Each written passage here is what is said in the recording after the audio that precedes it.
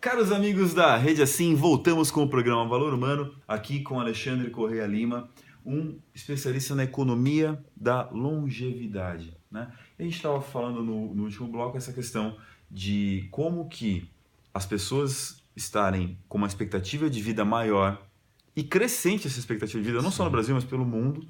Como é que isso está impactando a economia, Alexandre?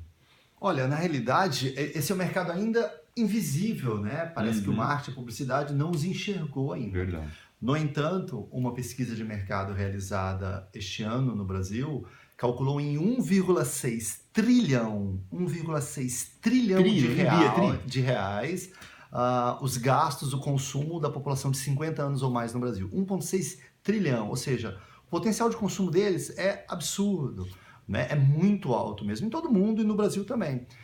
Se a gente pegasse a população de 50 anos ou mais, né, do Brasil, e eles fizessem um país à parte, ele seria o 16º país mais populoso do mundo. Ele estaria no G20 como o país mais populoso do mundo. Louco, O isso mundo só tem mais da de 200. população brasileira. Só da população brasileira de 50 ou mais. Ou seja, é enorme. E eles têm padrões de consumo diferentes, eles têm necessidades diferentes, demandas diferentes, né? Então, o potencial de consumo deles é impressionante. E totalmente renegado, por enquanto. E renegado, porque o marketing é muito orientado para a juventude. A juventude parece mais colorida e tal. Razões para isso existem algumas, né? Talvez porque a maior parte do mundo publicitário seja composto de jovens e o jovem não consegue enxergar direito esse universo. Primeiro, ele talvez renegue, tudo que o jovem não quer é ficar velho, apesar do contrário disso seja morrer, né? Ou se envelhece ou se morre. Aqueles de nós que tivermos sorte ficaremos idosos, caso contrário morreremos. Boa!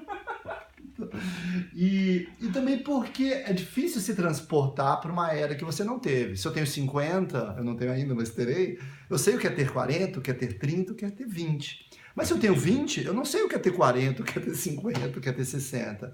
Então, quando a minha empresa fez uma pesquisa sobre representação nos comerciais de TV, a gente pegou, durante uma semana, as principais redes de TV do país, o que elas passavam no comercial. E a gente viu que tem muito pouco de pessoas maduras nos comerciais.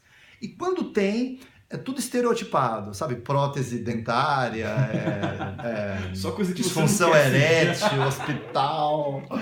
Não é só isso, né? Essa é uma categoria que consome tudo. Compra um carro, tem cartão de crédito, viaja no exterior. E estão economicamente cada vez mais ativas, no sentido Sim. de que, às vezes até se aposentam, continuam atuando em outras carreiras, né? E tem tudo isso aí. Essa mesma pesquisa que falou que eles são 1,6 trilhão de reais, o potencial de consumo, mostra que, na média, os lares que são compostos por essas pessoas mais maduras, elas têm um padrão de renda 40% superior às demais. Isso não é nenhuma mágica, é que isso é uma curva de carreira. Normalmente, quando você tem 25, 30, você está construindo sua carreira. O seu ápice laboral, você atinge o ápice da carreira 40, 50 anos de idade, 50 e tantos. Além disso, quando você chega nessa fase da vida, via de regra, se tudo deu certo, você educou os seus filhos, eles já estão andando com as próprias pernas, eventualmente você já tem sua casa, você já tem alguma reserva. Então é natural que dos 50 em diante você tenha uma situação financeira, via de regra, há sempre exceções, mas um pouco mais estável, mais sólida, algum patrimônio. Você já não tem aquelas despesas com sustento da família, porque se tudo deu certo, elas já estão andando com as próprias pernas. Então você tem um potencial de gasto e consumo de uma parcela muito grande da população, com recursos disponíveis e que não são atendidos. Deixa eu ver se eu entendi. Então, além de se caso a gente pegasse essa população acima de 50 anos do Brasil e fizesse uma ilha à parte ali com eles, sim, já daria um dos países mais populosos do mundo, entre os 20 países mais populosos do mundo. Além disso, seria um país muito mais rico do que o Brasil acaba sendo hoje. Quer dizer, a gente está falando de uma parcela que tem um potencial de consumo, que tem uma longevidade que está sendo negada hoje em dia. Exatamente. Eles não só seriam quantitativamente grandes, quanto eles seriam, na média, mais ricos do que o resto do Brasil. Mas seriam riscos. O Brasil é um país muito desigual. Sim, e essa desigualdade se reflete em tudo. Se também, reflete nos estados, se reflete, enfim. Também há desigualdade nesse segmento. Sim, mas, na média, eles têm muito mais renda, eles têm muito mais patrimônio do que o resto da população. Alexandre, você sabia que esse estudo todo, minha empresa, né, Moai Ikigai é uma palavra que significa propósito de vida e tal, esse estudo todo nasceu por conta dessa busca pela longevidade? Que bacana. Me conte um pouco mais sobre esse daqui. A gente está brincando aqui, porque no intervalo eu troquei uma ideia com ele sobre isso. Para o nosso espectador, né, que está acompanhando a gente aí, esses estudos todos de Ikigai nasceram quando as pessoas começaram a perceber que lá no Japão, especificamente no sul, era uma tal de uma Blue Zone. Conta aí para a galera o que é uma Blue Zone, Alexandre. Blue Zone ou área azul são aquelas localidades geográficas no mundo que se caracterizam por ter uma longevidade muito acima da média. Normalmente até centenárias. Centenárias, né? Então... Aí foram tentar entender o que acontecia em Okinawa, que as pessoas viviam mais de 100 anos. Sim. E os Okinawa-jin, os nascidos em Okinawa, respondiam Ikigai. E nem os tradutores do Japão Central ali conseguiam entender muito o que era esse termo Ikigai, o que ele significava, para poder explicar para os pesquisadores. Era mais ou menos como uma regionalidade, né? Você chega aqui, macaxeira, aipim... Quando eles começaram a explicar para os pesquisadores, surgiu o que hoje a gente chama de diagrama Ikigai, que são as esferas que fazem uma vida ser longínqua, feliz e plena. E é muito legal perceber que aqui no Brasil a gente está despertando para essa consciência com pessoas como você, né, para mostrar para a gente o potencial que tem essa economia. E como é que o mercado tem absorvido essas informações que você tem trazido para nós? Claro, de um modo geral, eu acho que infelizmente o Brasil quase sempre acorda tarde para quase tudo, né?